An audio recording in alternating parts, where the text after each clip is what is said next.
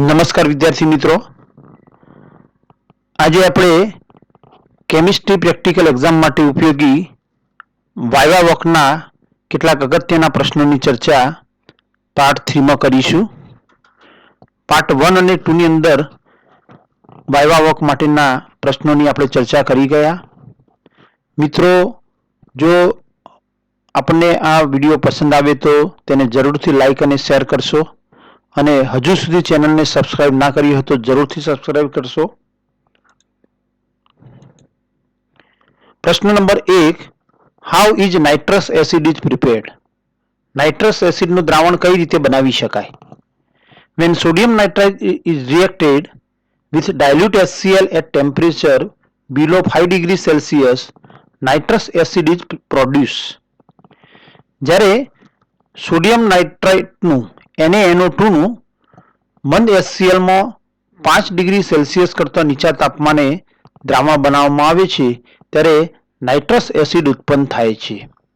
એટલે કે 5 degree Celsius કરતાં નીચા તાપમાને એટલે કે બરફમાં બનાવવામાં આવે છે. એટલે કે ડાયલ્યુટ HCl માં સોડિયમ નાઇટ્રાઇટને ઓગાળી અને તેને બરફમાં રાખવામાં આવે છે. પ્રશ્ન number 2, what is application of carbylamine reaction? Carbylamine રિએક્શનનો ઉપયોગ શું છે? It is use to detect primary amine. Amine પૈકી પ્રાઇમરી એમાઇનના પરીક્ષણ માટે અહીં કાર્બાઇલ એમાઇન પ્રક્રિયાનો ઉપયોગ કરવામાં આવે છે. પ્રશ્ન number 3, how can phenol and aniline can be distinguished chemically? Phenol અને એનિલિનને કઈ રીતે અલગ પ્રભેદિત કરી શકાય રાસાયણિક પ્રક્રિયા દ્વારા? Phenol is soluble in aqueous NaOH solution, whereas aniline is not. Aniline is soluble in dilute HCl, whereas phenol is not. Phenol અને એનિલિન પૈકી ફિનોલ એ NaOH ના જલીય દ્રાવણમાં દ્રાવ્ય છે, જ્યારે એનિલિન એ NaOH માં દ્રાવ્ય થતો નથી. એનિલિન એ HCl માં દ્રાવ્ય થાય છે, જ્યારે ફિનોલ એ HCl માં દ્રાવ્ય થતો નથી. આમ એનિલિન અને ફિનોલને NaOH અને HCl માં દ્રાવ્યતાને આધારે અલગ પ્રભેદિત કરી શકાય. પ્રશ્ન number 4, in contrast to aromatic primary amine, aliphatic primary amine do not form stable diazonium salt. Why? Aromatic કે એલિફેટિક પ્રાથમિક એમાઇન ની નાઇટ્રસ એસિડ સાથેની પ્રક્રિયાથી ડાયઝોનિયમ સોલ્ટ બને છે. અહીં એરોમેટિક પ્રાઇમરી એમાઇનની કમ્પેરમાં એલિફેટિક પ્રાઇમરી એમાઇનનો ડાયઝોનિયમ સોલ્ટ એ સ્ટેબલ નથી, કારણ કે ફિનાઇલ કાર્બોકેશાયનની કમ્પેરમાં આલ્કાઇલ કાર્બોકેશાયન એ વધુ સ્થાયી કાર્બોકેશાયન છે. પરિણામે એલિફેટિક પ્રાઇમરી એમાઇનમાંથી ડાયઝોનિયમ સોલ્ટ બન્યા બાદ તેનું તરત જ ડિકમ્પોઝિશન થઈ અને વધુ સ્થાયી આલ્કાઇલ કાર્બોકેશાયન બને છે.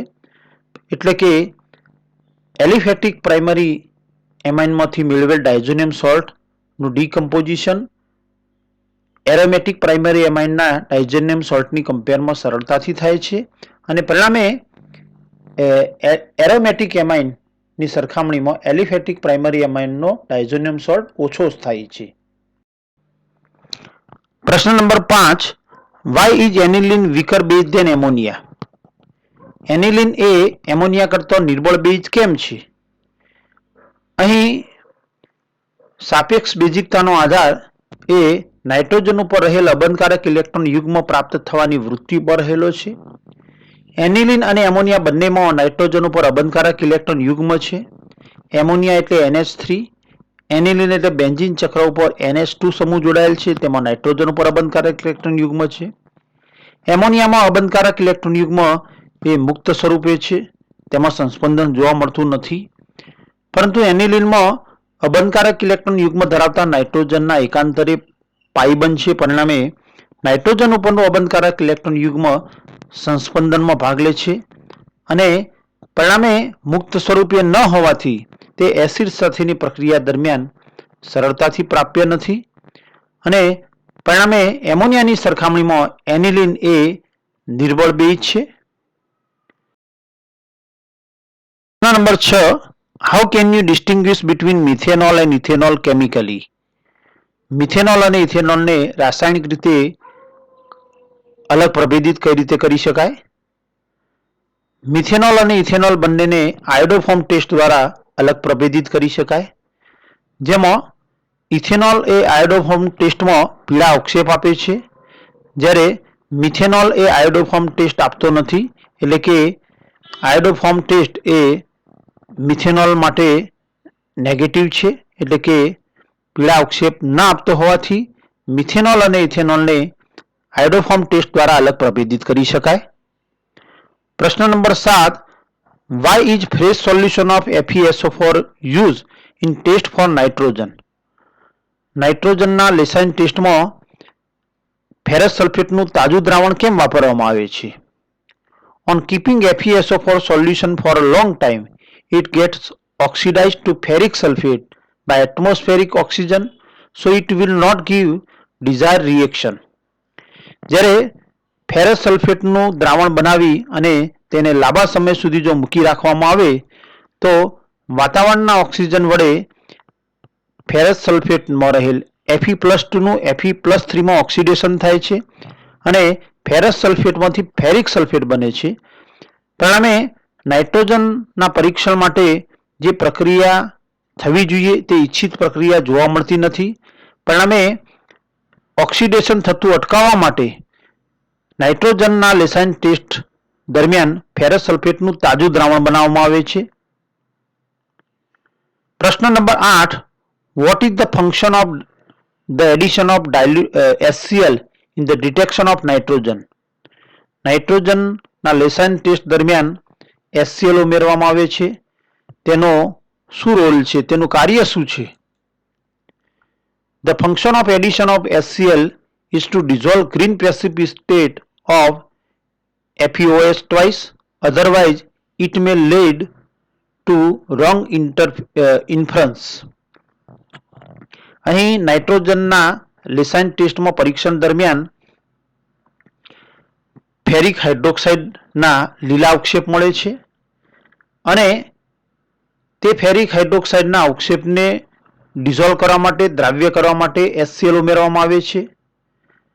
કારણ કે અહીં જો ફેરિક હાઇડ્રોક્સાઇડના અવક્ષેપને ડિઝોલ્વ કરવામાં ના આવે તો નાઇટ્રોજનના લેસાઇન ટેસ્ટ દરમિયાન જે ગ્રીન અવક્ષેપ મળે છે તે નાઇટ્રોજનના પરીક્ષણ માટે આપણને બાધકરૂપ નીવડે છે. એટલે કે નાઇટ્રોજન ગેરહાજર હોવા છતાં ફેરિક હાઇડ્રોક્સાઇડના ગ્રીન અવક્ષેપને આધારે નાઇટ્રોજનને આપણે હાજર માનીએ છીએ અને પરિણામે રોંગ ઇન્ફરન્સ જોવા મળે છે, અનુમાન ખોટું પડે છે. પ્રશ્ન number 9, why is sodium metal dried up before fusion? Lassaigne ટેસ્ટમાં ફ્યુઝન પહેલા સોડિયમ મેટલને કેમ ડ્રાય કરવામાં આવે છે? It is done to avoid explosion due to of vapor of kerosene oil during heating. અહીં સોડિયમ ધાતુને કેરોસીનમાં રાખેલ હોય છે અને કેરોસીનમાંથી કાઢ્યા બાદ તેને ડ્રાય કરવામાં આવે છે. કારણ કે કેરોસીનની વેપર જે છે તેને હીટિંગ દરમિયાન વેપરને લીધે એક્સપ્લોઝન થતું અટકાવવા માટે ડ્રાય કરવામાં આવે છે. કારણ કે સોડિયમ મેટલ કેરોસીનમાં રાખેલ હોય છે, પરિણામે ડ્રાય કરીને કેરોસીનને દૂર કરવામાં આવે છે જેથી વિસ્ફોટ અટકાવી શકાય. પ્રશ્ન number 10, in the detection of bromine and iodine, why the carbon disulphide layer is colour and not the aqueous layer? Bromine અને આયોડિનના પરીક્ષણ દરમિયાન કાર્બન ડાયસલ્ફાઇડનું લેયર એ રંગીન છે, જ્યારે એટલે કે કાર્બનિક લેયર રંગીન જોવા મળે છે, જ્યારે એક્વિયસ લેયર એટલે કે જલીય સ્તર રંગીન જોવા મળતું નથી. because bromine and iodine are more soluble in carbon disulfide. અહીં બ્રોમિન અને આયોડિનના પરીક્ષણ માટે જ્યારે કાર્બન ડાયસલ્ફાઇડ ઉમેરવામાં આવે છે ત્યારે આ કાર્બન ડાયસલ્ફાઇડનું ઓર્ગેનિક લેયર એ રંગીન જોવા મળે છે, કારણ કે બ્રોમિન અને આયોડિનની દ્રાવ્યતા એ એક્વિયસની કમ્પેરમાં ઓર્ગેનિક કાર્બનિક ડાયસલ્ફાઇડમાં વધુ છે અને પરિણામે બ્રોમિન અને આયોડિન એ કાર્બન ડાયસલ્ફાઇડમાં એક્સટ્રેક્ટ થાય છે. પરિણામે ઓર્ગેનિક લેયર એ રંગીન જોવા મળે છે. Thank you for watching.